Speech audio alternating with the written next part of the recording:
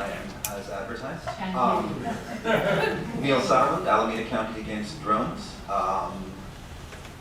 So I generally like to focus in on a point that Linda touched on, mission creep.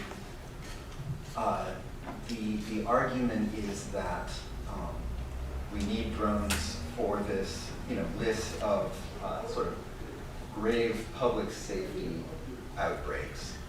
Something catches fire, or we need to hunt down a missing child, then why would we leave this technology on the table?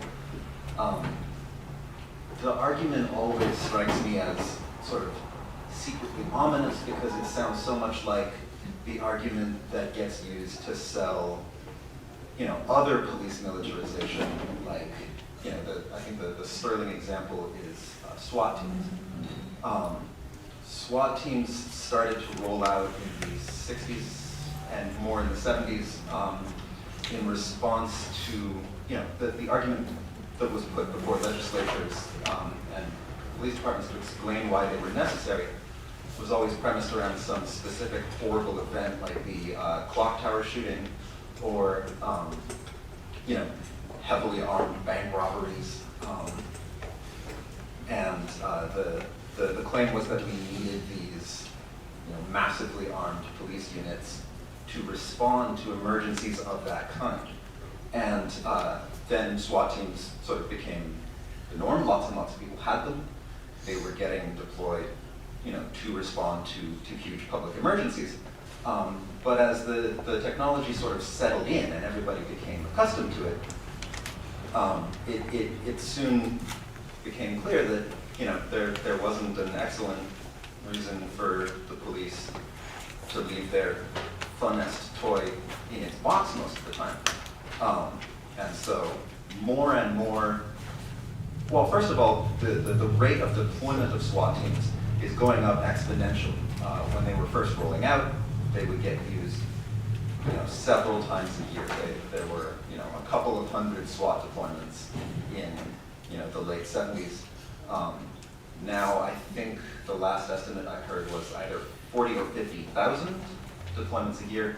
And while that expansion has been taking place of the actual use of the technology, the thing to which it is responding has sort of broadened and gotten, you no longer need a clock tower shooter to send out a SWAT team. Some 83% of SWAT deployments a few years ago were the routine service of search warrants to find drugs. So while it may be true that the idea of a Gorgon stair system surveilling the entire city at once forever is this sort of parade of horribles off in the future sort of thing, the same was true of the war on drugs and the way that it's currently being fought in the 60s and the 70s when we were learning why we needed SWAT teams. So, if you had told somebody back then that the technology they were installing was going to get used to kick people's door in the night to see if they have pot, I think that would have been surprising because all we were hearing about then was that we needed to be able to deal with clock tower shooters.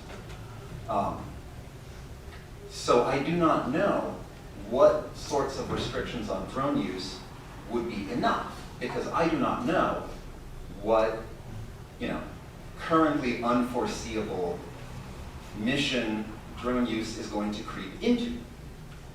If they wind up getting used to conduct stop and frisk searches, then we will need a very different set of regulations than if we think we're setting up rules governing a technology that's going to be used to fight fire.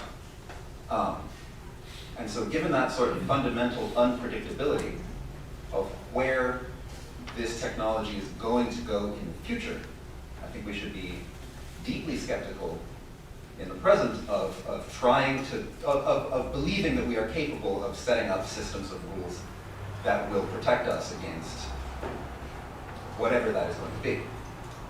How am I doing on time?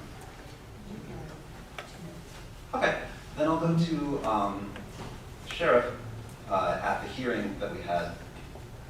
I don't know if most of you were there, and I'm telling you things that you already know. He was explaining why the technology is safe. Somebody asked him if the drones that he was getting could be hacked. He was under the opinion that they could not, because the representative who was trying to sell him drones had told him that they employed frequency hopping. So does basically everything that uses, a signal that is carried over the air, because otherwise they will all be jammed by one another. They hop around to find, a frequency that they can use that is already occupied. We know how to hack that. We have known how to hack that for a very long time. Anytime anybody has intercepted a cell phone call, they are